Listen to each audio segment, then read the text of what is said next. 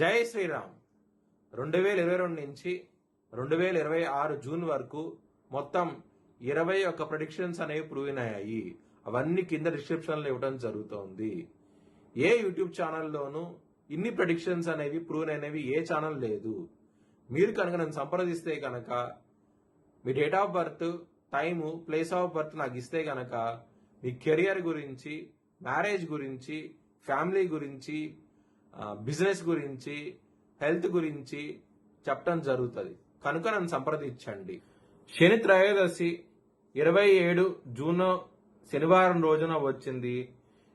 ఎవరికైతే జన్మ జాతకంలో శని దోషము, శని మహాదశ దోషము, శని అంతర్దశ దోషము, ఎలినాటి శని దోషము, అష్టమ శని దోషము, అర్ధాష్టమ శని దోషము, ఇలాంటి వాళ్ళకి 27వ తారీఖున జూన్ నెల శని త్రయోదశి వచ్చినది.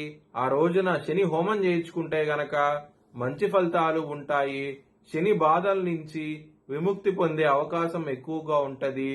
మీరు కనుక శని హోమం చేయించుకోవాలనుకుంటే గనక హెచ్ఎల్ఎన్ జ్యోతిష్యాలను సంప్రదిస్తే గనక మీకు లైవ్ వీడియో కాల్లో మీ ఒకరికి మాత్రమే హోమాన్ని చేయటం జరుగుతుంది. మీనరాశికి అధిపతి గురువు. మీనరాశిలో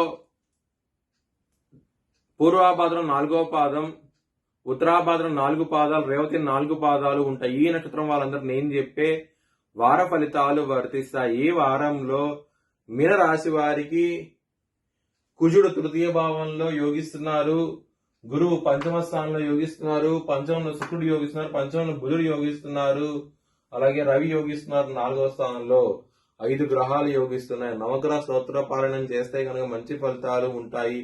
నవగ్రహాలకి వెళ్లి 11 ప్రదక్షిణాలు చేయండి, మంచి ఫలితాలు అయితే ఉంటాయి. నలుగులు దానం చేయండి. లగ్నంలో శని ఉన్నారు, ఈలినాడి శని నడుస్తోంది. 27వ తారీఖున శని త్రయోదశి ఉంది. ఆ రోజున శనికి హోమం చేయించుకుంటే మంచి ఫలితాలు ఉంటాయి. ఒకవేళ చేయించుకోవాలనుకుంటే హెచ్ఎల్ఎన్ జ్యోతిష్యాలను సంప్రదిస్తే కనుక మీకు లైవ్ వీడియో కాల్లో మీ ఒకరికి మాత్రమే హోమం చేయడం జరుగుతుంది. సోమవారము, శనివారం రోజున ముఖ్యమైన పనులు స్టార్ట్ చేస్తే ఖచ్చితంగా విజయం సాధిస్తారు. ఆదివారము, శుక్రవారం రోజుల్లో వ్యతిరేకత ఫలితాలు ఉన్నాయి. ఆ రోజున ముఖ్యమైన పనులను వాయిదా వేసుకోండి, మంచి ఫలితాలు అయితే ఉంటాయి. మీనరాశి వారికి కుటుంబాధిపతి అయిన కుజుడు తృతీయ భావంలో ఉండి శని దృష్టి ఉండటం మూలంగా కుటుంబ పరంగా సమస్యలు ఉంటాయి, ధనపరంగా సమస్యలు ఉంటాయి, ఆదాయానికి మించి ఖర్చులు ఉంటాయి. చాలా జాగ్రత్తగా ఉండండి.